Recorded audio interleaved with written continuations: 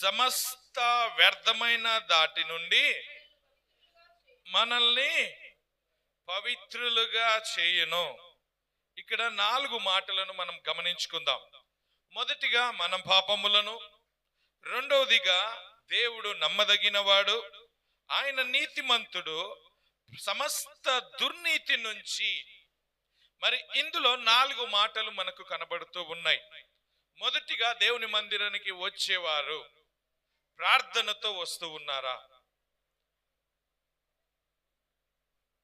దేవుని సన్నిధిలో నిలబడేటప్పుడు నేను సిద్ధపడి దేవుని మందిరానికి వస్తూ ఉన్నాను, ఏదో నామకార్థకంగా గాక దేవుని మందిరంలో ప్రార్థన పూర్వకంగా దేవుని ఆరాధించాలి, దేవుని స్తుతించాలి, దేవుని ఘనపరచాలి, దేవుని మహిమపరచాలి, దేవునితో నేను సహవాసము చేయాలి అని ఎంతమంది వచ్చారు?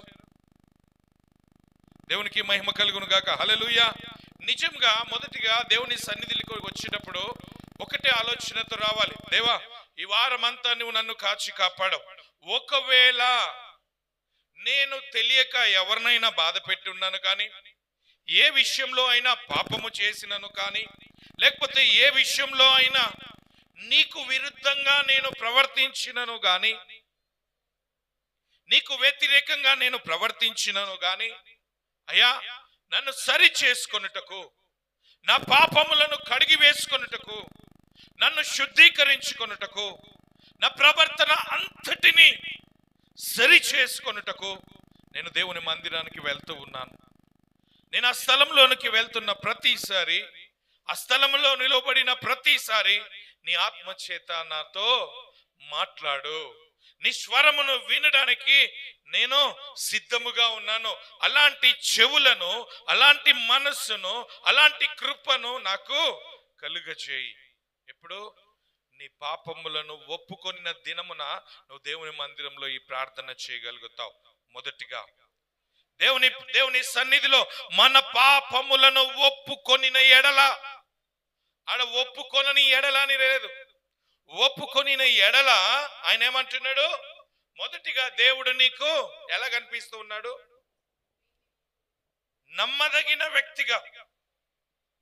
మొదటిగా నీ పాపములను ఒప్పుకొని నీవు దేవునిని నమ్మిన ఎడల, అక్కడ రాయబడిన మాట, నీవు దేవునిని నమ్మిన ఎడల ఆయన నీకు ఒక నమ్మదగిన వ్యక్తిగా, ఒక శ్రేష్టమైన వ్యక్తిగా, ఒక బలమైన వ్యక్తిగా, ఒక స్వస్థపరిచే వ్యక్తిగా, పాపములను శుద్ధీకరించే వ్యక్తిగా, పాపములను కడిగి వేసే వ్యక్తిగా, దోషములను సరిచేసే వ్యక్తిగా, ఇంకా రకరకాలుగా ఉన్నాయండి, రకరకాలుగా చెప్పుకోవచ్చు. మొదటిగా నువ్వు దేవుని మందిరంలోనికి వచ్చినప్పుడు నువ్వు చేయాల్సిన మాట ఏంటి? నిన్ను నీవు ఒప్పుకోవాలి. ఎక్కడ? ఎవరి సన్నిధిలో? నీ కుటుంబ సభ్యుల సన్నిధిలోనా, నీ స్నేహితుల మధ్యలో నువ్వు ఒప్పుకోవాల్సింది ఎక్కడ ఒప్పుకోవాలి? ఈ దినము నేను ప్రతి ఒక్కరిని అబ్జర్వ్ చేస్తూ ఉన్నాను, ఎవ్వరు కూడా నోర్లెత్తి దేవుణ్ణి స్తుతించలేకపోతున్నారు. ఎందుకు? మీరు దేవుణ్ణి అంగీకరించలేకపోతున్నారు. ఇంకా నేను ఖచ్చితంగా ఈ మాట చెప్పగలుగుతాను, దేవుని మందిరంలో కూర్చొని నువ్వు ప్రార్థించలేకపోతున్నావంటే దేవుణ్ణి అంగీకరించలేకపోతున్నావని, దేవుడు నమ్మదగిన దేవుడు అని నువ్వు నమ్మట్లేదు అని. ఒకవేళ దేవుడు నమ్మదగిన దేవుడు అయితే నువ్వు మొదటిగా దేవుని మందిరంలోని అడుగు పెట్టేటప్పుడే భయముతోను భక్తితోని దేవుని మందిరంలోనికి అడుగు పెడతావు. నువ్వు మనుషుల కొరకు దేవుని మందిరంలో అడుగు పెట్టినన్ని దినాలు నీ జీవితంలో శ్రమలు, సమస్యలే వస్తాయి, కానీ నువ్వు సంతోషంగా ఎప్పుడు కూడా ఉండలేవు. దేవుని మందిరంలో నువ్వు ఎప్పుడైతే నీ పాపములను ఒప్పుకొని దేవుని ఎడల నువ్వు కృతజ్ఞత భావముతో దేవుని సన్నిధిలో నువ్వు, ఆయన నమ్మదగిన దేవుడు, నేను నమ్ముతూ ఉన్నాను, నేను విశ్వసిస్తూ ఉన్నాను, నేను బలముగా దేవుని నమ్ముచి ఉన్నాను, ఆయన నన్ను సమస్త దుర్నీతి నుంచి, సమస్త పాపము నుంచి, సమస్త రోగము నుంచి, సమస్త వేదన నుంచి ఆయన నన్ను ఏం చేస్తూ ఉన్నాడు? ఆయన నన్ను ఏం చేస్తున్నాడు? చివరి భాగంలో పవిత్రులుగా చేస్తూ ఉన్నాడు. మొదటిగా నువ్వు నమ్మాల్సింది మనుష్యులను కాదు, దేవుణ్ణి నమ్మాలి. దేవుణ్ణి నమ్మాలి, ఆయన నీతిమంతుడు అని నమ్మాలి. నిజంగా ఈ దినాలలో దేవుని మందిరంలోకి వచ్చి టైం పాస్ చేసే వాళ్ళు చాలా మంది ఉన్నారు. దేవుని మందిరంలో నిలువబడి దేవుని మందిరంలో కూర్చొని కూడా ఎన్నో దేవునికి విరుద్ధమైన పనులు చేసే వాళ్ళు ఉన్నారు. నీ ఆలోచన దేవుని మందిరంలోనే ఉందా? దేవుని వాక్యంలోనే ఉందా? దేవుని ఆ ఆత్మ వైపు నీ మనస్సు పరిగెడుతూ ఉందా అంటే ఏ ఒక్కరు కూడా లేరు. దేవుడు అంటూ ఉన్నాడు, అందుకనే మొదటిగా నీ హృదయాన్ని సరి చేసుకొని దేవుని మందిరంలోనికి అడుగు పెట్టమంటూ ఉన్నాడు. నీ హృదయాన్ని సరి చేసుకొని ఎడల నీ జీవితంలో పాపమే సంభవించును. సాతాను ప్రతి పనిని ప్రతి క్రియను ఆని వశంలోనే జరిగిస్తూ ఉంటాడు. నువ్వు దేవుని వశంలోనికి వెళ్ళవు, దేవునితో సహవాసం చేయవు. నువ్వు సహవాసం చేసేది పాపముతోటే, అంటే సాతానుతోటే నువ్వు సహవాసము చేస్తావు. అందుకని దేవుడు భక్తుడు అంటూ ఉన్నాడు, యోహాను భక్తుడు రాస్తూ ఉన్న మాట ఏంటో తెలుసా? మొదటిగా నీ పాపములను నీవు ఏం చేయాలా? ఏం చేయాలా? ఏం చేయాలా? ఒప్పుకోవాలా. ఒప్పుకున్న దినమున ఆయన అంటూ ఉన్నాడు, నీకు దేవుడు మొదటిగా నమ్మదగిన వ్యక్తిగా కనపడతాడంట. మీ జీవితంలో నమ్మదగిన వ్యక్తులు ఎవరు? నిజం చెప్పండి, కొద్దిసేపు ఈ లోకంగా ఆలోచిద్దాం. మీ జీవితంలో నమ్మకమైన వ్యక్తులు ఎవరు? డబ్బు, దానికి మించిన నమ్మకమైనది ఏం లేదు. మన ఆలోచనలు ఎలా ఉంటాయో తెలుసా? 10 రూపాయలు నా దగ్గర ఉంటే ప్రతి ఒక్కరు నా దగ్గరికి వస్తారు. 10 రూపాయలు నా దగ్గర ఉంటే ప్రతి ఒక్కరు, అంత నమ్మకం అన్నమాట. దేని మీద? పాపము మీద. పాపము మీద. దేవుని నమ్మితే ఎవడొస్తాడండి? శత్రువులు వస్తారు, హింసించేవారు వస్తారు, నిందించేవారు వస్తారు, కొట్టేవారు వస్తారు, అవమానపరిచేవారు వస్తారు, నాకు మర్యాద ఇయ్యలేదు అని మాట్లాడే వాళ్ళు వస్తారు దేవుని నమ్మిన దినమున. అవును, నిజం. అయినను కూడా దేవుని వాక్యము సెలవిస్తుంది ఏంటో తెలుసా? నువ్వు ఎంత కష్టకాలంలో ఉన్నానో, ఎంత వేదనలో ఉన్నానో, ఆయన మాట మాత్రము ఒకటే అంటున్నాడు, దేవుడు నమ్మదగిన దేవుడు, దేవుడు నీతిమంతుడు గనుక ఆయన మన పాపములను, నువ్వు చేసే తప్పిదములను, నువ్వు ఉన్న పరిస్థితిని గమనించట్లేదు, నీ స్థితిగతులను గమనించట్లేదు, నువ్వు ఉన్నవాడివా లేనివాడివా అని గమనించట్లేదు. కానీ ఆయన అంటూ ఉన్నాడు, నువ్వు దేవుని మందిరంలో పాపములు ఒప్పుకొని నువ్వు ప్రార్థించగలుగుతూ ఉన్నావా? దేవుని మందిరంలో కూర్చొని నీ పాపములు ఒప్పుకొని దేవుని స్తుతించగలుగుతూ ఉన్నావా? కీర్తనకారుడు అంటాడు, అయ్యా నా దోషములు కప్పుకొనక నీ ఎదుట నేను పాపములను ఒప్పుకొంటిని. నువ్వు చేయగలుగుతున్నావా ఈ ప్రార్థన? నా దోషములను దేవుని మందిరంలో ఒప్పుకొన్నాను, నీ సన్నిధిలో ఒప్పుకొన్నాను గనుకనే నేను ప్రార్థన చేయగలుగుతూ ఉన్నాను. ఎప్పుడైనా ఆలోచించారా? కీర్తనకారుడు అంటూ ఉన్నాడు, కీర్తనలు చూడండి, కాకపోతే కీర్తనలు 32 అధ్యాయము 5వ వచనంలో అక్కడ మాట్లాడుతున్నాడు కీర్తనకారుడు. ఏమని తెలుసా? నా దోషమును కప్పుకొనక నీ ఎదుట నా పాపమును ఒప్పుకొంటిని, యెహోవా సన్నిధిని నాకు ఏమై ఉన్నది? ఏమైనది? అక్కడ తీసారా బైబిల్? 32:5 వచనం, నా పాపములను కప్పుకొనక దేవుని ఎదుట, అయ్యా నీ ఎదుట నా పాపములను, నేనొక పాపము చేసిన వ్యక్తిని, నేను హింసించిన వ్యక్తిని, నేను అవమానపరిచిన వ్యక్తిని, నేను మరణమును చంపిన వ్యక్తిని, అయినను కూడా నీ ఎదుట నా పాపమును ఒప్పుకొనుచున్నాను. ఏమని? యెహోవా సన్నిధిని నా అతిక్రమములు ఒప్పుకొందును. ఏమనుకున్నావు? ఒప్పుకొందునని అనుకొంటిని. నీవు నా పాప దోషములను ఏం చేసి ఉన్నాడు? కడిగి వేసి ఉన్నాడు. నువ్వు అంగీకరించడమే చాలు, నువ్వు ఒప్పుకోవడమే చాలు. దేవుడు రెడీగా ఉన్నాడు. ఏమని తెలుసా? చలో, నువ్వు నిస్వార్థంగా నా సన్నిధికి వచ్చి నువ్వు నీ పాపములను కడిగి వేసుకోవడానికి దేవుని మందిరానికి వచ్చావు గనక నీ పాపములను నేను ఏం చేస్తున్నాను? కడిగి వేస్తూ ఉన్నాను. అంత నమ్మదగిన దేవుడు, నీవు నమ్మిన దేవుడు. అంత బలమైన దేవుడు, నువ్వు ప్రార్థించే దేవుడు, అంత స్వస్థతపరుడు, నువ్వు నమ్మిన దేవుడు. ఈ దినము నువ్వు అనుకుంటుండొచ్చు, దేవుని మందిరంలో కూర్చుంటే ఏమొస్తుంది అని. నువ్వు దేవుని కొరకు ఎదురు చూడు, ఏమొస్తుందో దేవుడే చూపిస్తాడు. ఏం కావాలో, ఎలాంటి పరిస్థితుల్లో నువ్వు ఉన్నావో ఆయన మొదటిగా అనే మాట ఏంటో తెలుసా? దేవుడు నమ్మదగిన వాడు, సమస్తమును నీ కొరకు సిద్ధపరిచే దేవుడు. ఆయన అంటున్నాడు, అతిక్రమములను దాచిపెట్టువాడు ఏం చేయడు? వర్ధిల్లడు అంట. నీ పాపములను కప్పుకొని దేవుని మందిరంలో కూర్చున్నావేమో నువ్వు, జాగ్రత్త. దేవుడి వాక్యం సెలవిస్తుంది, నీవు వర్ధిల్లింపబడవు అంటే నీవు ఆశీర్వదింపబడవు. ఇది నా మాటగా కాదు, దేవుని వాక్యము చెప్తూ ఉంది. దేవుని మందిరంలో ముసుగు కప్పుకొని నువ్వు దేవునికి వచ్చావేమో. ఏ ముసుగు? పాపము ముసుగును కప్పుకొని దేవుని మందిరంలోకి వచ్చావేమో. దేవుని వాక్యము సెలవిస్తుంది ఏమని తెలుసా? అతిక్రమములు, పాపములు దాచిపెట్టువాడు వాడు ఏం చేయబడతాడు? వాడు వర్ధిల్లింపబడడు. దేవుని అభిషేకమును పొందుకోడు, దేవుని కృపను పొందుకోడు, దేవుని స్వరమును వినలేడు, దేవునితో మాట్లాడలేడు. ఎందుకంటే వాడిలో మొత్తము పాపముతో కూడిన ఆత్మనే ఉంది. దేవుని ఎలా చూస్తాడు? దేవుని ఎలా చూస్తావు? దేవుని మందిరంలో నిలబడి ప్రార్థించు అంటే ప్రార్థించలేకపోతూ ఉన్నావు. ఎలా? నీకు నొప్పులు గుర్తొస్తున్నాయి. నీ నొప్పులను ముట్టే దేవుడు ఆయన, నీకు బలమునిచ్చే దేవుడు, నిన్ను స్వస్థపరిచే దేవుడు ఆయన. ఆయన నమ్మదగిన దేవుడు. నువ్వు నమ్మిన దినముననే, దేవుణ్ణి నమ్మిన దినముననే నీవు ఆశీర్వదింపబడేదవు. అయితే ఆయన అంటున్నాడు, చూద్దాం ఒకసారి సామెతలు 23:13 వచనంలో, అతిక్రమములను దాచిపెట్టువాడు వర్ధిల్లడు, వాటిని ఒప్పుకొని విడిచిపెట్టువాడు ఏం చేయబడతాడో తెలుసా? కనికరమును పొందబడతాడు అంట. ఎవరి కనికరము అంటే దేవుని కనికరము. చూడండి సామెతలు 28వ అధ్యాయము 13వ వచనంలో రాయబడిన మాట.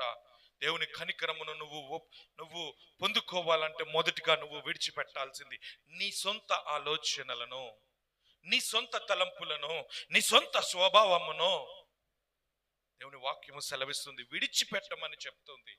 నువ్వు విడిచిపెట్టిన దినముననే ఆయన నమ్మదగిన వాడు, ఆయన శక్తిమంతుడు. చదవండి ఒకసారి 13వ వచనం. అతిక్రమములను దాచిపెట్టువాడు ఏం చేయబడడు? వర్ధిల్లేడు.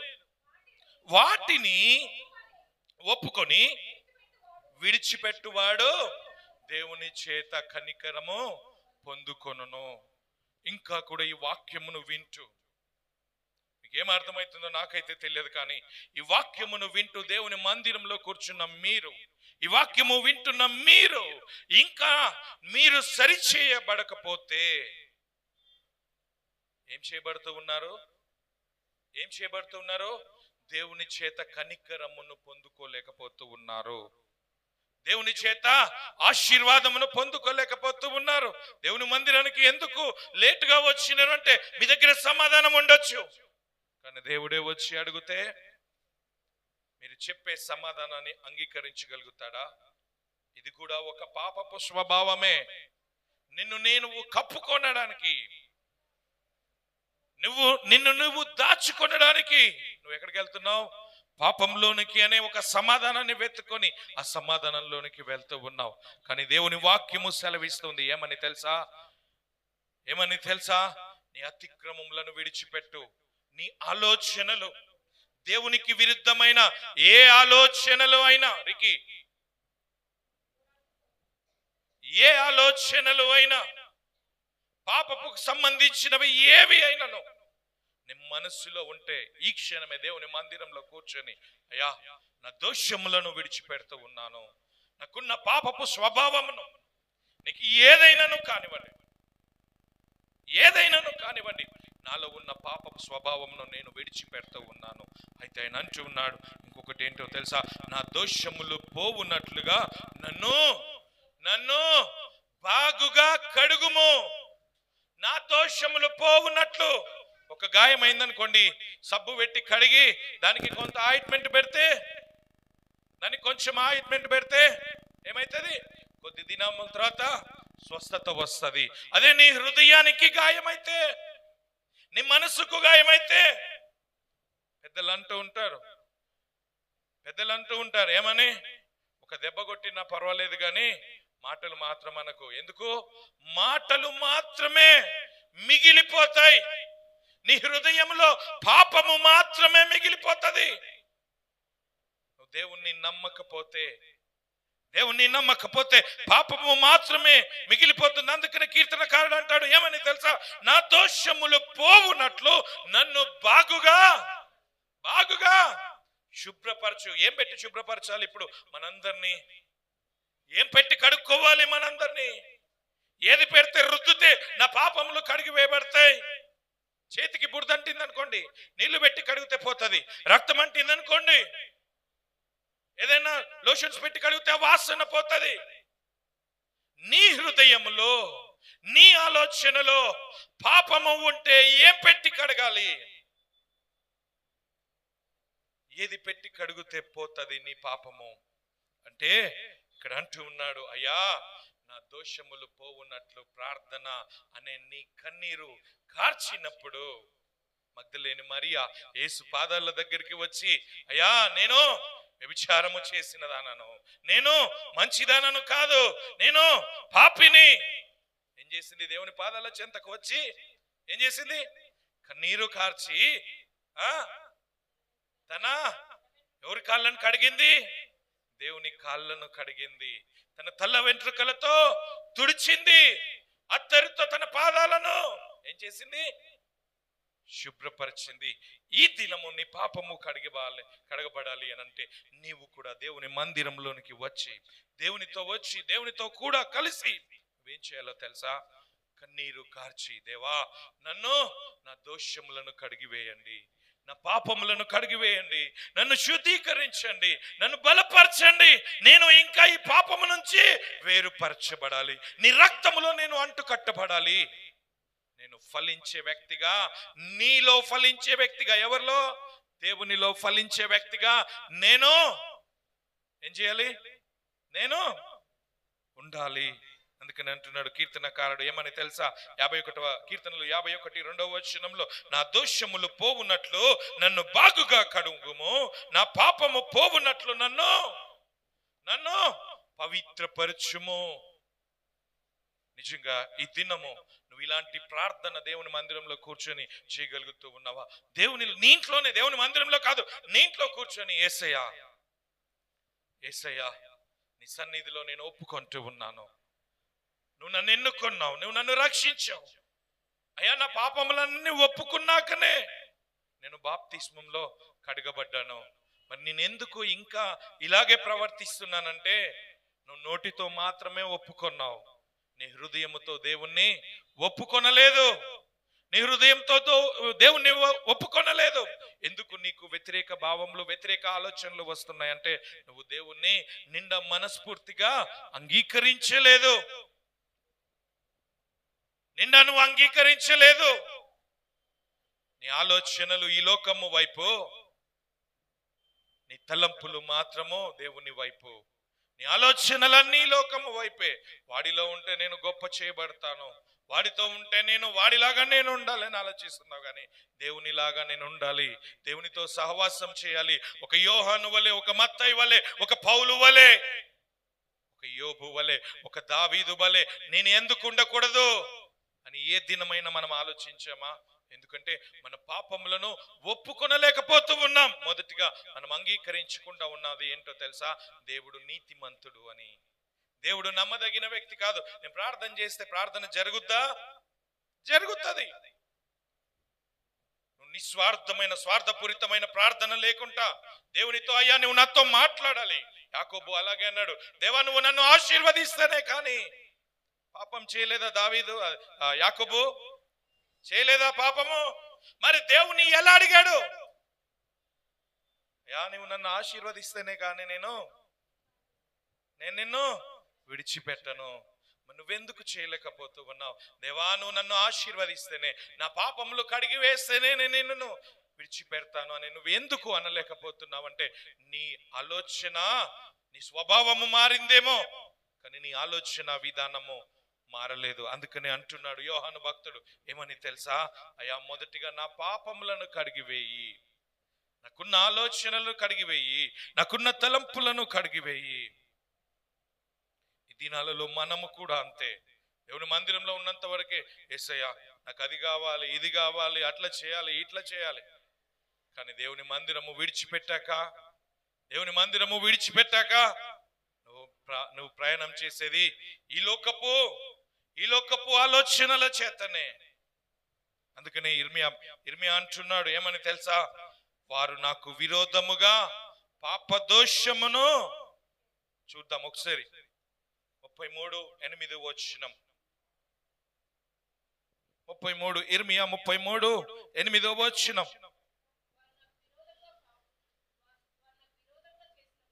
ఇప్పుడు మీరు ఆలోచించండి. దేవుడు మిమ్మల్ని హెచ్చరిస్తున్నాడు ఏమని తెలుసా? మీరు నాకు విరోధముగా పాపము ఏం చేశారు? పాపము చేసి ఉన్నారు. అంతేనా? మీరు నాకు విరోధంగా నన్ను నమ్మి కూడా పాపము చేస్తూ ఉన్నారు. చదువుదాం, మొత్తం చదువుదాం. వారు నాకు విరోధంగా పాపదోషములు నిలవకుండా వారిని, అంటే వారు ఇప్పటి వరకు ఒప్పుకున్నారు కదా, అయ్యా నీకు విరుద్ధంగా మేము పాపం చేశాము, అందుకని దేవుని సన్నిధిలో దేవుని ఎదుట నేను ఒప్పుకుంటున్నాను. ఏమని తెలుసా?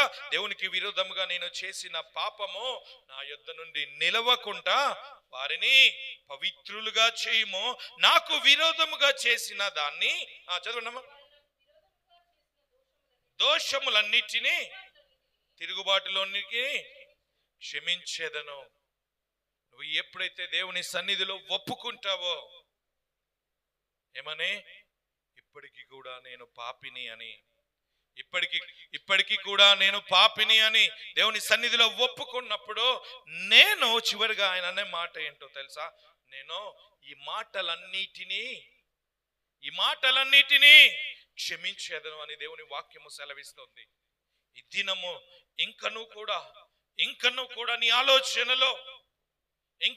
నీ ఆలోచనలో పాపపు స్వభావముతో ఉంటే, పాపపు ఆలోచనలతో ఉంటే ఒక్కసారి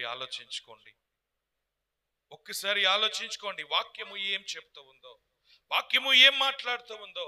నిజంగా ఆయన నమ్మదగిన దేవుడు. ఎందుకు నేను దేవుణ్ణి నమ్మట్లేదు? ఎందుకు దేవునితో నేను సహవాసం చేయలేకపోతున్నాను? అన్న దేవుని మందిరంలో ఉన్నప్పుడు ప్రార్థన చేయగలుగుతున్నాను, కానీ ఇంటికి వెళ్ళినాక ప్రార్థన చేయలేకపోతున్నాను. ఎందుకు చేయలేకపోతున్నావు ప్రార్థన? అంటే నువ్వు దేవుణ్ణి నమ్మట్లేదు. ఒకటే, ఇంకా అంతే, ఇంకొక ఆలోచన లేదు.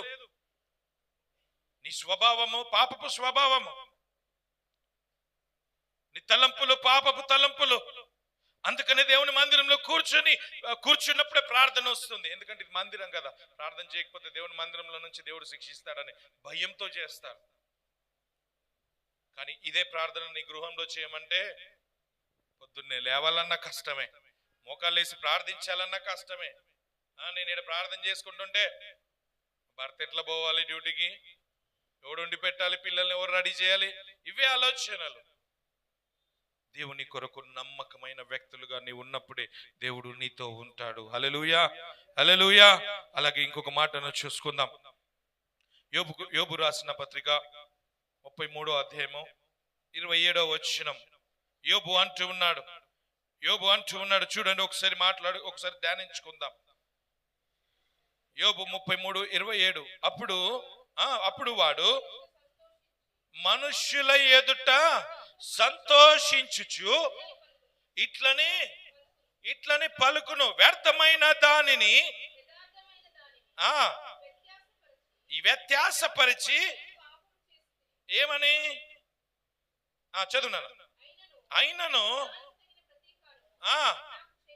దేవుని ప్రతి ఒక్కరు కళ్ళు మూసుకుపోయిన ప్రతి ఒక్కరు ఆలోచనలు ఇవే. ఏమని తెలుసా?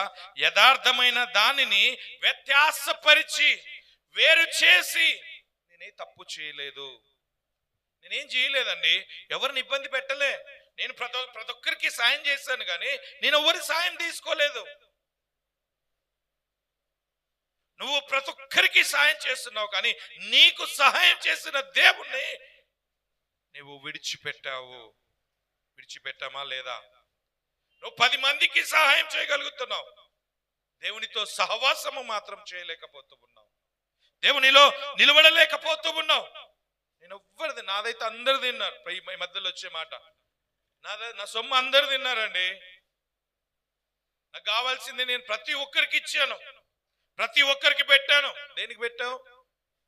దేనికి పెట్టావు? నీకు ఇష్టమై పెట్టావా? వాడు అడిగితే పెట్టావా? ఇది ఆలోచన రాదు. వ్యర్థమైన దానిని, యథార్థమైన దానిని లక్ష్య పెట్టక నీలో ఏమొస్తుంది? తగిన ప్రతీకారము నాకు చేయబడలేదు. నేను అందుకనే ఈ వ్యర్థమైన యథార్థమైన దానిని నేను దేవుని మందిరంలో ఒప్పుకొంటూ ఉన్నాను. ఈ పాపమును విడిచిపెడుతున్నాను. యథార్థమైనది ఏంటో తెలుసా? నీకున్న పాపమును నువ్వు విడిచిపెట్టి దేవుని మందిరంలో నువ్వు కూర్చున్నప్పుడు ఏ తెగులు కూడా నీకు సంభవించదు, ఏ అపాయము కూడా నీకు దరి చేరదు, ఏ రోగము కూడా ఒకవేళ వచ్చినా అది నీకు సాక్ష్యముగా నిలబెడతాడు. కానీ దేవుడు నిన్ను మరణ ఛాయల వరకు నిన్ను తీసుకెళ్ళడు. నువ్వు కోల్పోయిండొచ్చు, నీకు ఇష్టమైనది నువ్వు వదిలిపెట్టుకొని ఉండొచ్చు, అంతకు శ్రేష్టమైనది దేవుడు నువ్వు ఒప్పుకొనిన దినమున ఇస్తాడు. యోబు అందుకనే తనకు పోయిన దానికి 2 అధికముగా దేవుడు ఇచ్చాడు. ఒక గొర్రె పోతే 2 గొర్రెలను ఇచ్చాడు, ఒక వెంట పోతే 2వ ఒంటెని కూడా దేవుడు సమకూర్చాడు. నువ్వు కోల్పోయావని బాధపడుతూ ఉన్నావేమో, దేవునితో సహవాసము చేసినన్ని దినాలు. కానీ దేవుని వాక్యము సెలవిస్తుంది ఏమని తెలుసా? నువ్వు కోల్పోయే దాని గురించి కాదు, కోల్పోయిన దాని గురించి కాదు. నువ్వు దేవుని మందిరంలో పోరాడాల్సింది మొదటిగా నేనున్న స్థితిగతులను మార్చు. ఎందుకు అంటే నీవు నమ్మదగిన దేవుడవు. అందుకనే నీ ఎదుట నా పాపములను ఒప్పుకొన్నానయ్యా, నా పాపములను నేను ఒప్పుకొన్నాను. అయితే మొదటి యోహాను 1 ఆ పై వచనాలను చూద్దాం. ఆ పై 7 నుంచి 10 వచనాలను అక్కడ ఒక్కొక్కటిగా ధ్యానించుకుంటే ఆయన ఏమంటున్నాడు తెలుసా? అయితే నువ్వు పాపములను వదిలిపెట్టి అయితే ఆయన వెలుగులోనున్న ప్రకారము మనలను వెలుగులో నడిచిన ఎడల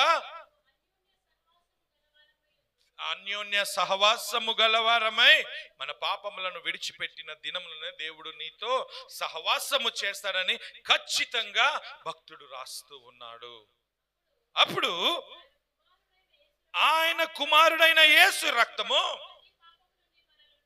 మొదటిగా ప్రభువైన యేసు రక్తము నీ పాపములను కడిగి వేస్తూ ఉంది. మనం కూడా అంతే, యేసు రక్తాన్ని పట్టుకుంటాం, ప్రార్థన చేస్తాం, రొట్టె విరుచుటలో ఉంటాము, ద్రాక్షరసాన్ని స్వీకరించుటలో ఉంటాం. కానీ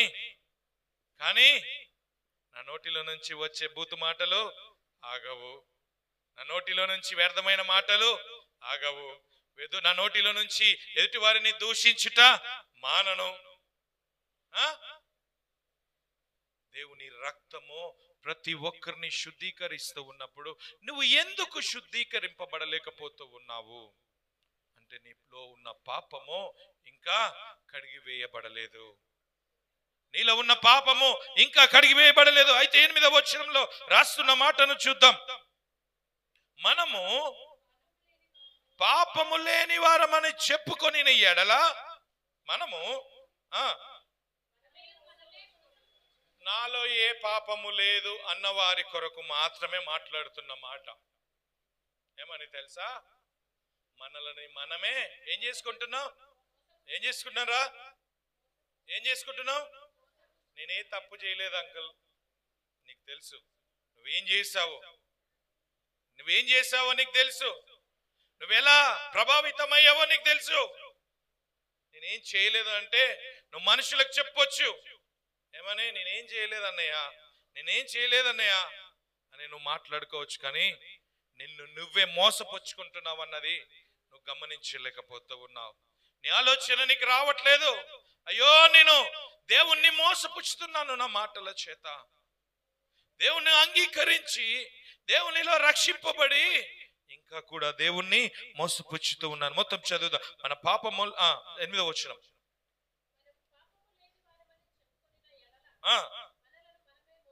మోసపుచ్చుకొందుము మరియు మనలో యథార్థత ఉండదు. మనలో యథార్థత ఉండదు, నిజాయితీ ఉండదు, మంచితనం ఉండదు. ఎందుకు ఉండదు అంటే నువ్వు ఇంకా పాపాన్ని విడిచిపెట్టలేదు, దేవుణ్ణి అంగీకరించలేదు. ఏమన్నంటే అన్న ఎందుకు ఇట్లా మాట్లాడుతున్నారు అంటే, ఎస్, నువ్వు దేవునిలో ఉండి ఎదుటి వారిని తక్కువ చేసి మాట్లాడుతున్నావు. నువ్వు దేవునిలో ఉండి నీ స్వాభావపూరితమైన మాటలు మాట్లాడుతూ ఉన్నావు. కానీ దేవుని యందు విశ్వాసం ఉంచి, నమ్మకం ఉంచి నువ్వు ప్రవర్తించట్లేదు. అయితే 10వ వచనంలో ఏమంటున్నాడో చూద్దాం. మనము పాపము చేయలేదని చెప్పుకొని ఎడల ఎవరిని అబద్ధికులుగా చేస్తున్నావు? ఇప్పుడు నువ్వు నమ్మిన దేవుణ్ణి ఎక్కడున్నాడు? ఈయన నమ్మదగిన వ్యక్తిగా నీ జీవితంలో ఎలా ఉన్నాడు? ఇంకా నమ్మదగిన వ్యక్తిగా నువ్వు పాపం చేస్తూ ఉన్నావు, అబద్ధాలు ఆడుతూ ఉన్నావు, వ్యర్థమైన మాటలు మాట్లాడుతున్నావు, అల్లరితో కూడిన ఆటపాటలు చేస్తూ ఉన్నావు, తిరుగుతూ ఉన్నావు. చేయట్లేదా ఇంకా మనం పాపము? చేయట్లేదా పాపము? దూషించట్లేదా ఎదుటి వారిని? నీలో దేవుడు ఉన్నాడని నువ్వు ఇంకా ఎలా చెప్పగలుగుతూ ఉన్నావు? నా మాట దేవుడు వింటున్నాడు అని.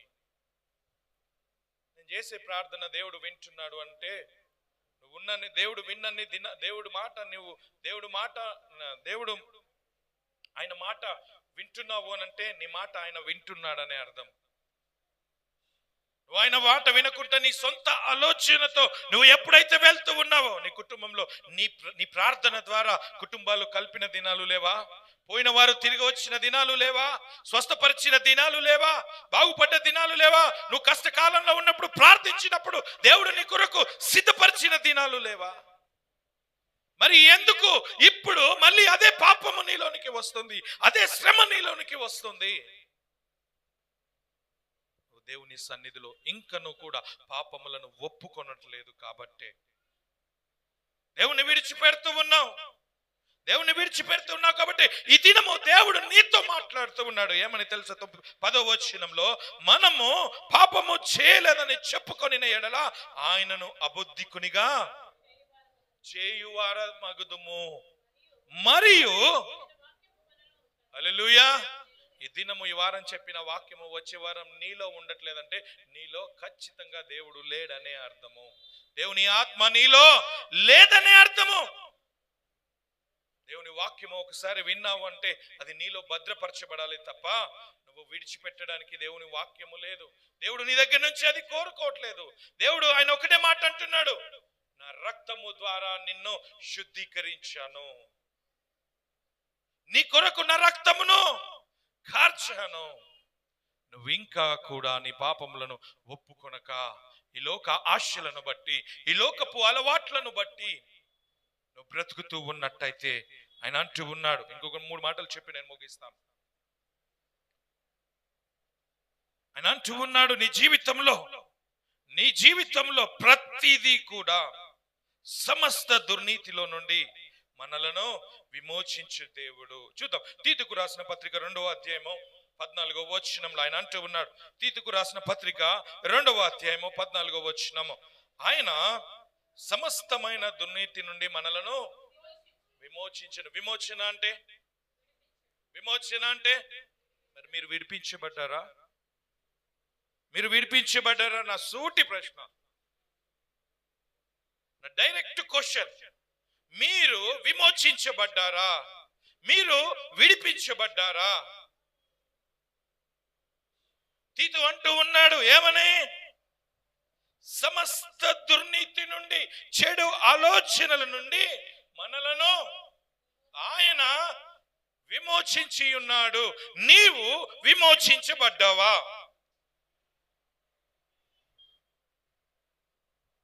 ఎవ్వరి దగ్గర కూడా కరెక్ట్ సమాధానం లేదు.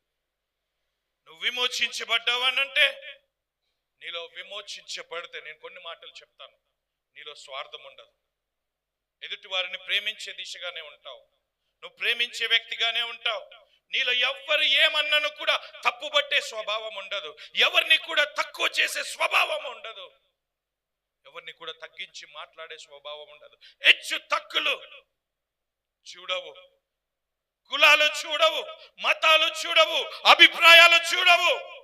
ఎందుకంటే నీవు దేవునిలో విమోచించబడ్డావు కాబట్టి, దేవుని రక్తము నీలో ప్రవహించుచు ఉన్నది కాబట్టి, నీకు నచ్చని వారి ఇంటికి వస్తే నీ వల్ల కాదు, నువ్వు అంగీకరించలేవు. మనం ఆలోచిద్దాం. మగ్దలేని మరియా పాపములు చేసి దేవుని దగ్గరికి వచ్చినప్పుడు దేవుడు కూడా తోసివేయాలి కదా, నీకు తోసివేసినట్టుగా, నువ్వు తోసివేసినట్టుగా దేవుడు కూడా తోసివేయాలి కదా. ఆమె వ్యభిచారే కదా. మరి ఎందుకు దేవుడు ప్రేమించి నువ్వు శ్రేష్టమైన దానిగా ఎంచుకున్నాడు? తను ఒప్పుకున్నది. ఈ దినము తీతు కూడా ఇదే మాట చెప్తున్నాడు. నువ్వు విమోచించబడాలి, దేవునికి ఇష్టమైన వ్యక్తిగా నువ్వు ఉండాలి, దేవునిలో ఫలవంతమైన వ్యక్తిగా నువ్వు ఉండాలి, నీ దుర్నీతి నుండి నువ్వు విమోచించబడాలి. అయితే సత్క్రియలందు చూడన్నా, సత్క్రియలందు ఆసక్తి కలిగిన ప్రజలు తమ కోసరమే తన సొత్తుగా తాను చేసుకునేట కొరకు తనకు తానే ప్రభువైన యేసుక్రీస్తు వారు అర్పించుకున్నాడు. ఈ దినము క్రైస్తత్వానికి ఉన్నది ఏంటో తెలుసా? ఎదురు తిరిగే మనస్తత్వం. ఎదురు తిరిగే మనస్తత్వం.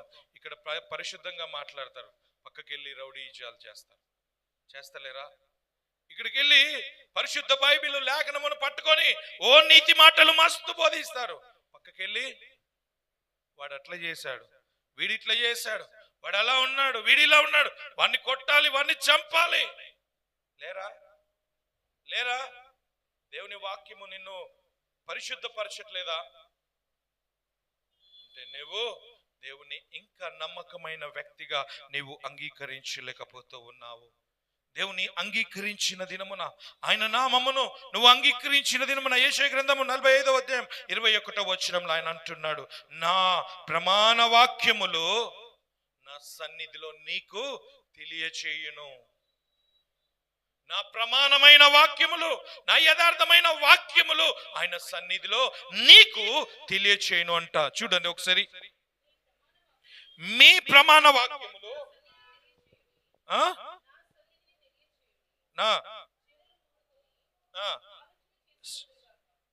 ఏమని సంఘముగా కూడుకొని ప్రతి ఒక్కరు కూడా ఏం చేస్తూ ఉన్నారు? ఒకరికొకరు ఆలోచన చేస్తూ ఉన్నారు, ఒకరికొకరు తెలియచెప్పుకుంటూ ఉన్నారు. అక్క, ఇలా చేయడము పాపము, దేవునికి విరుద్ధంగా మాట్లాడుతున్నామేమో. అక్క, అన్న, దేవునికి విరుద్ధంగా బ్రతుకుతూ ఉన్నామేమో. దేవుణ్ణి అంగీకరించబడ్డ బిడ్డలము మనము, దేవుని ఎరిగిన బిడ్డలము కాబట్టి మన ద్వారా 10 మంది మంచి మాట్లాడుకోవాలి, కానీ మన గురించి చెడుగా మాట్లాడడం ఏంటన్నా? నా గురించి విమర్శిస్తూ ఉన్నారు, నన్ను చెడుగా మాట్లాడుతున్నారు. విమర్శించే వారికి నువ్వు ఒక పాయింటెడ్ వ్యక్తిగా ఉన్నావేమో, కానీ దేవుడు మాత్రము నిన్ను విమర్శించే దేవుడు కాదు. ఆయన నమ్మదగిన దేవుడు, ఆయన యథార్థవంతుడు, ఆయన బలమైన దేవుడు, ఆయన నీతిమంతుడు. చదువుదాం యెషయా గ్రంథము 45వ అధ్యాయం 21వ వచనంలో ఆయన క్వశ్చన్ మార్క్స్ ఇచ్చాడు. కొన్ని క్వశ్చన్ మార్క్స్ ఇచ్చాడు. పూర్వకాలము మొదలుకొని ఆ కార్యములు, అంటే పాపపు కార్యములు తెలియచేసిన వాడు ఎవడు? చాలా కాలము క్రిందట దానిని, పాపమును గూర్చి ప్రకటించిన వాడు ఎవడు? యెహోవానగు నేనే కదా. తప్పిపోయిన కుమారుణ్ణి వెతికి రక్షించింది నేనే కదా. నువ్వు తప్పిపోతా ఉంటే, నువ్వు దారి తప్పి తిరుగుతా ఉంటే, అయ్యో దేవుణ్ణి విడిచిపెడతా ఉంటే,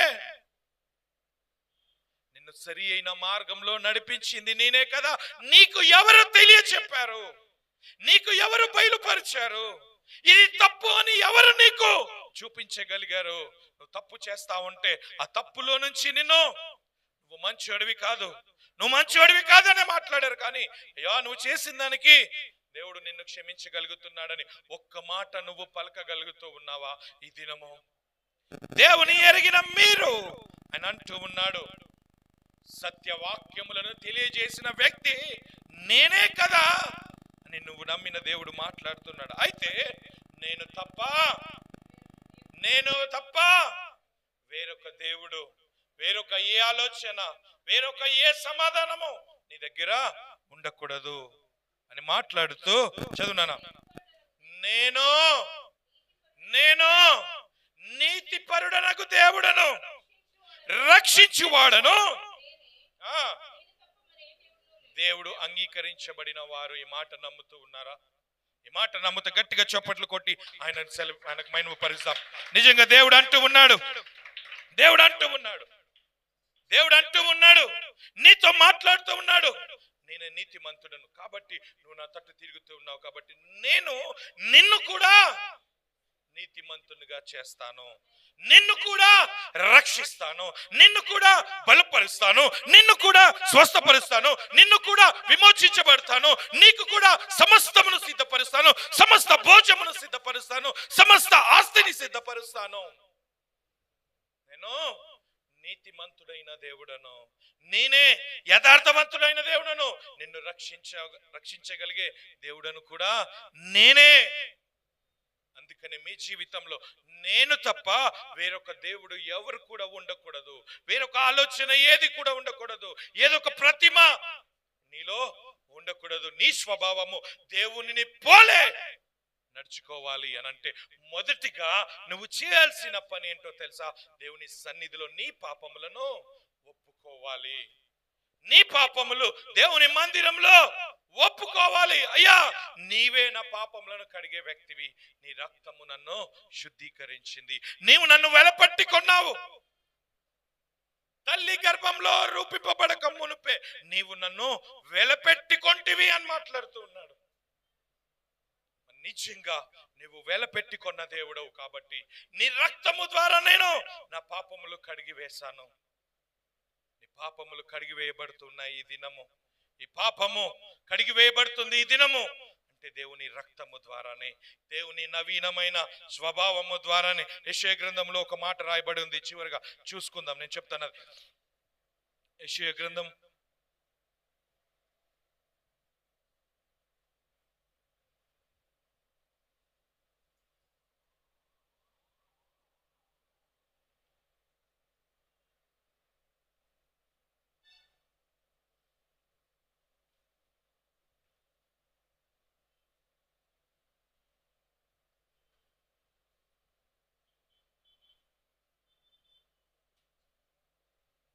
'అని అంటాడు, నీలో నుంచి ఈ రాతి గుండెను తీసివేసి మాంసపు ముద్దగా నేను నిన్ను చేసేదను అని మాట్లాడుతూ ఉన్నాడు.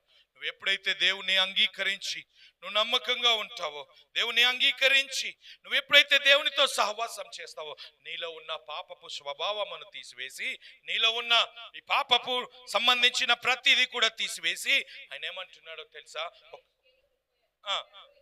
యెషయాలు 36 చదువునానా, నూతన హృదయమును నీకు ఇచ్చేదను, నూతన స్వభావమును కలుగజేసేదను, రాతి గుండెను మీలో నుంచి తీసివేసి ఏం చేస్తా ఉన్నాడు? మాంసపు గుండెను మీకు ఇస్తాను అంటున్నాడు. నిజంగా దేవుని సన్నిధిలో పాపమును ఒప్పుకొని వానికి రాతి హృదయమును మార్చగలిగే దేవుడు, రాతి హృదయంను మార్చగలిగే దేవుడు ఆయన అంటూ ఉన్నాడు. నువ్వు దేవుని మందిరంలో దేవుని ఆనందింప చేయగలుగుతూ ఉన్నావా? ఆయన బలిపీఠమునొద్ద నీ అర్పణలు శ్రేష్టముగా అర్పించగలుగుతూ ఉన్నావా? ఈ ఉదయకాల సమయంలో దేవుడు నీతో మాట్లాడుతున్న మాట, ఆయన నీతిమంతుడు, ఆయన రక్షకుడు, అలా బలమైన దేవుడు. ఆ బలమైన దేవుడు నీకు సహాయము చేయాలంటే నువ్వు దేవుని మందిరంలో ఒప్పుకొనక మానకూడదు. అయ్యా, ఏదైనా కానివ్వండి, ఈ దినము దేవుని వాక్యము నీలో భద్రపరచలేకపోతుంది, నీ వాక్యము అయ్యా నా హృదయంలో నిలుపలేకపోతుంది అంటే నేను ఇంకా పాపములో పడి ఉన్నాను, ఇంకా ఈ లోకపు అలవాట్ల మధ్యలోనే నిలిచి ఉన్నాను, నా పాపములను నీ సన్నిధిలో ఒప్పుకొంటూ ఉన్నాను. నన్ను పవిత్రునిగా మార్చు, నీ రక్తంలోనికి నీ స్వరూపంలోనికి మార్చు, నీ బిడ్డగా మార్చుకో అయ్యా నన్ను శుద్ధీకరించు, నా అలవాట్లు మార్చబడాలి, నీలో నేను అభివృద్ధి పొందాలి, ఫలించే ద్రాక్ష వల్లి వలె నేను విస్తరింపబడాలి. నాకు కాసే ప్రతి ద్రాక్ష గెల శ్రేష్టమైనదిగా ఎంచబడాలి. నా కుటుంబమే కానివ్వండి, నా బిడ్డలే కానివ్వండి, నా పనులే కానివ్వండి, నేను ఏదైతే ఆలోచనతో ఉన్నానో ఆ ఆలోచన ఫలింపబడాలి, కానీ నశింపబడకూడదు. భర్త కొరకు నేను ప్రార్థిస్తూ ఉన్నానయ్యా, నా బిడ్డల కొరకు నేను ప్రార్థిస్తూ ఉన్నాను, వివాహం కొరకు ప్రార్థిస్తూ ఉన్నాను, వ్యాపారం కొరకు ప్రార్థిస్తూ ఉన్నాను, నా పనుల కొరకు, పనివారి కొరకు ప్రార్థిస్తూ ఉన్నాను, నా ఉద్యోగ విషయంలో కొరకు ప్రార్థిస్తూ ఉన్నాను. దేవా, నువ్వు నిజమైన దేవుడవు, నీతిమంతుడవు, యథార్థవంతుడవు కాబట్టి నీ సన్నిధిలో నేను ప్రార్థన చేస్తూ ఉన్నాను. నువ్వు విడిపించే దేవుడవు. హల్లెలూయా, హల్లెలూయా. నువ్వు నన్ను నడిపించే దేవుడవు, నా కొరకు నువ్వు యుద్ధము చేసే దేవుడవు, నన్ను బలపరిచే దేవుడవు, నీ దూతలను నాకు రక్షణగా పంపించే దేవుడవు. దేవుని సన్నిధిలో పాపములు ఒప్పుకొని దినముననే ఇవన్నీ జరిపించబడతాయి. ప్రార్థన చేసుకుందాం ప్రతి ఒక్కరం. నిజంగా దేవుని మందిరంలో ఇంకా నేను ఒప్పుకోలేకపోతున్నానేమో, ఇంకా నేను పవిత్రంగా మార్చబడలేకపోతున్నానేమో, దేవుని ఎన్నుకొని వ్యక్తి వలె నేను లేకపోతూ ఉన్నానేమో. దేవుడు అంటూ ఉన్నాడు, ఈ దినము దేవుడు అంటూ ఉన్నాడు, నీకున్న స్థితిగతులు, నీకున్న ఆలోచనలు, నీకున్న బలహీనతలు మార్చబడాలి, పవిత్రపరచబడాలి, స్థితిగతులు మారాలి అనంటే ఇకనైనా దేవుని మందిరంలో దేవుని ఒప్పుకో.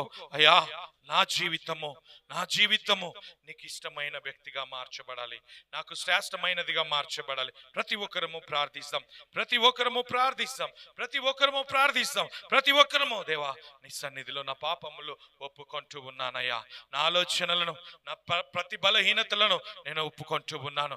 దేవా, నన్ను శుద్ధీకరించు, నన్ను బలపరచు, నన్ను స్థిరపరచు అని ప్రతి ఒక్కరం కూడా దేవుని మందిరంలో, అయా దేవుని స్థలంలో నిలబడి, అయా ఈ మాంసపు ముద్దగా అయా నా హృదయాన్ని మార్చు. అయా, పాపపు ఆలోచనలు లేకుండా ఈ రాతి గుండ కలిగిన హృదయాన్ని నాలో నుంచి తీసివేసి, అయా నేను ఓడిపోకూడదయ్యా, నేను క్రీస్తులో నేను ఓడిపోకూడదు, నన్ను బలపరచు అయ్యా అని ప్రతి ఒక్కరం కూడా నోర్లు తెరిచి ఆయన సన్నిధిలో విజ్ఞాపన చేద్దాం. ఆయన నీతి కలిగిన దేవుడు, ఆయన రక్షించగలిగే దేవుడు, ఆయన స్వస్థపరిచే దేవుడు, ఆయన విమోచించే దేవుడు, ప్రతి పాపమును కడిగివేసే దేవుడు, ఆయన నిన్ను నడిపించే దేవుడు, ఆయన ఆస్తికర్తలుగా మార్చే దేవుడు, ఎన్నిక లేని వారిని ఎన్నుకునే దేవుడు, నువ్వు నమ్మిన దేవుడు.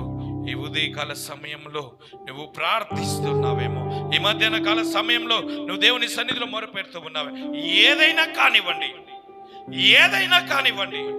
ఎలాంటి తలంపుతో అయినా కానివ్వండి, ఎలాంటి ఆలోచనతో అయినా కానివ్వండి, ఎలాంటి అవసరతతో అయినా కానివ్వండి, నీ ఉన్న స్థితి మార్చబడాలి అనంటే దేవుని సన్నిధిలో నువ్వు ఒప్పుకోక ఉండకూడదు.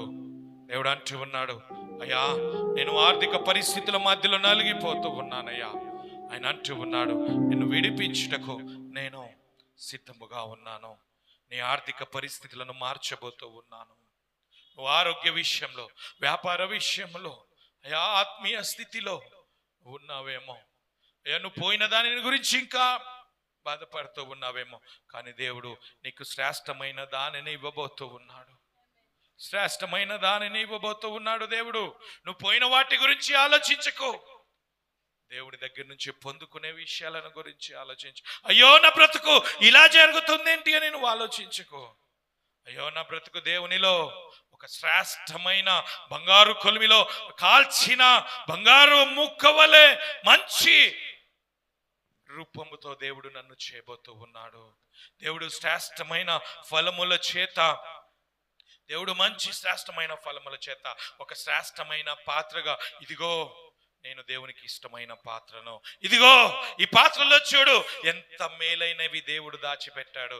నీ గుండె శ్రేష్టమైనది, నీ ఆలోచన శ్రేష్టమైనది, నీ తలంపు శ్రేష్టమైనది. ఎందుకంటే ఆ పాత్ర దేవుడు ఎన్నిక చేసుకున్నాడు, నీ పాత్రను దేవుడు ఎన్నిక చేసుకో ఉన్నాడు. ప్రియ కుటుంబమా, ప్రియ సంగమా, దేవుడు మాట్లాడుతున్నాడు నీతో. దేవుడు నీతో మాట్లాడుతున్నాడు. నువ్వు ఇంకా ఒప్పుకొని నీ ఎడల నువ్వు శిక్షకు కారణమవుతుంటావేమో. ఇంకా దేవుని మందిరంలో ఇంకా దేవునితో నువ్వు సహవాసము చేసుకోకపోతే, దేవునిలో పాపములు ఒప్పుకొనకపోతే